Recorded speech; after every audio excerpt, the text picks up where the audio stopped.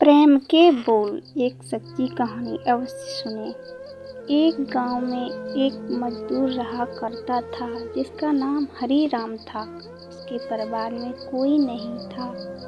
दिन भर अकेला मेहनत में लगा रहता। दिल का बहुत ही दयालु और कर्मों का भी बहुत अच्छा था।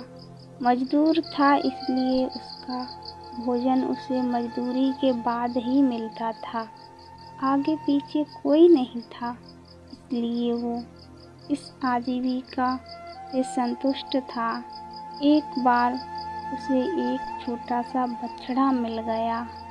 उसने खुशी से उसे पाल लिया। उसने सोचा आज तक वो अकेला था, अब वो इस बछड़े को अपने बेटे जैसे पालेगा। हरिराम का दिन के बछड़े से ही शुरू होता और उसी पर खत्म होता। वो रात दिन उसकी सेवा करता और उसी से अपने मन की बात करता। कुछ समय बाद बछड़ा बैल बन गया। उसकी जो सेवा हरिराम ने की थी उससे वो बहुत ही सुंदर और बलशाली बन गया था। गांव के सभी लोग हरिराम के बैल की ही बातें किया करते। किसानों के बीच में बैल की भरमार थी, पर हरिराम का बैल उन सबसे अलग था। दूर दूर से लोग उसे देखने आते थे। हर कोई हरिराम के बैल के बारे में बातें कर रहा था। हरिराम भी अपने बैल से एक बेटे की तरह ही प्यार करता था। भले ही खुद भूखा सो जाए, लेकिन उसे हमेशा भरपेट खिलाता था। एक दिन हरिराम के स्वप्न में शिवानंदी बैल आया। उसने उससे कहा कि हरिराम, तुम एक निस्वार्थ सेवक हो। तुमसे खुद की तारीफ को छोड़कर अपने बैल की सेवा की है, इसलिए मैं तुम्हारे बैल को बोलने की शक्ति दे रहा हूँ। इतना सुनते ही हरिराम जाग गया और उसने बैल के पास गया।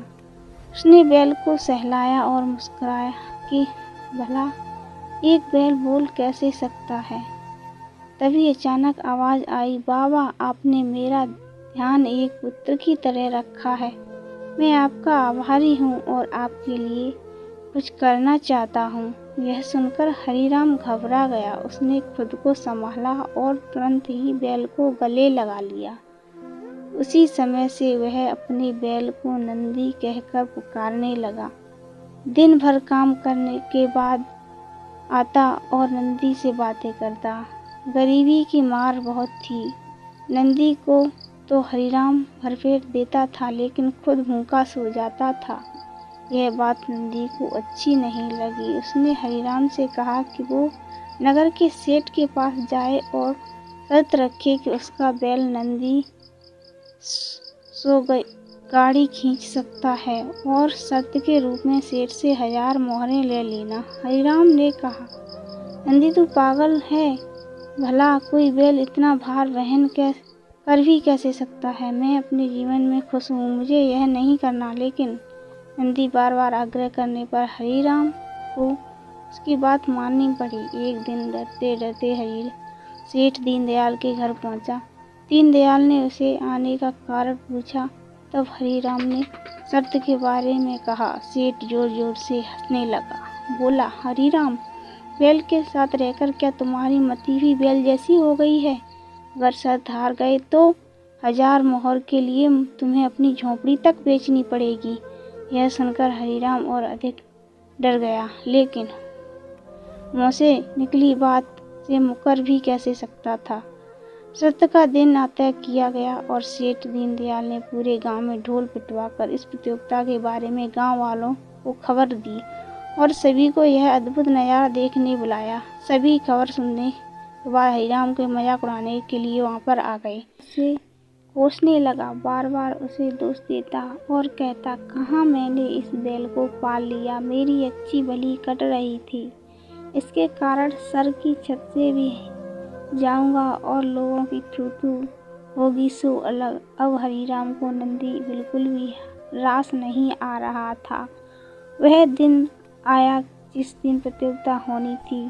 100 माल से भरी गाड़ियों के आगे नंदी को जोता गया और गाड़ी पर खुद हरीराम बैठा। सभी गांव वाले यह नज़ारा देख हंस रहे थे और हरीराम को भला बुरा कह रहे थे। हरीराम नंदी से कहा, देख तेरे कारण मुझे कितना सुनना पड़ रहा है। बेटे जैसे पाला था और तूने मुझे सड़क पर लाने का काम किया है। हरीराम के ऐसे घृणित शब्दों सुनकर के सामने रो रो कर उसे कोस रहा था। उसकी बातें सुन नंदी को सहा नहीं गया और उसने कहा, बाबा हरीराम, यह सब तुम्हारे कारण हुआ है। यह सुन हरीराम चौंक गया। उसने कहा, ये पूछा कि क्या किया मैंने? तुमने भांग खा रखी है क्या? तब नंदी ने कहा कि तुम्हारे प्रेम के बोल के कारण ही भगवान ने मुझे बोलने की शक्ति दी और मैंने तुम्हारे लिए यह सब करने की सोची, लेकिन तुम उल्टा मुझे ही कोसने लगे और मुझे बुरा भला कहने लगे। तब मैंने ठानी कि मैं तुम्हारे लिए कुछ नहीं करूँगा, लेकिन अब मैं तुमसे फिर से कहता हूँ कि मैं 100 गाड़ियाँ खींच सकता हूँ। तुम जाकर फिर से शर्त लगाओ और इस बार अपनी झोंपड़ी और 1000 मोहरों की शर्त लगाना। हरीराम वही करता है और फिर से शर्त के अनुसार वो गाड़ियाँ तैयार कर उस पर नंदी को जोता जाता है और फिर से उस पर हरीराम बैठता है और प्यार से सहलाकर उसे गाड़ी खींचने कहता है और इस बार नंदी यह कर दिखाता है जिसे देख सब स्तब्ध रह जाते हैं और हरीराम शर्त जीत जाता है। सेठ दीनदयाल ने उसे झोंपड़ी और 1000 मोहरें देता है। कहानी से शिक्षा।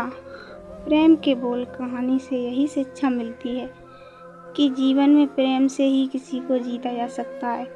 कहते हैं प्रेम के सामने ईश्वर भी झुक जाता है, इसलिए सभी को प्रेम के बोल ही बोलना चाहिए। कहानी पसंद आई हो तो वीडियो को लाइक कीजिएगा, चैनल पे नए हैं तो सब्सक्राइब कर लीजिएगा। मिलते हैं किसी नेक्स्ट वीडियो में, तब तक के लिए जय हिंद जय भारत।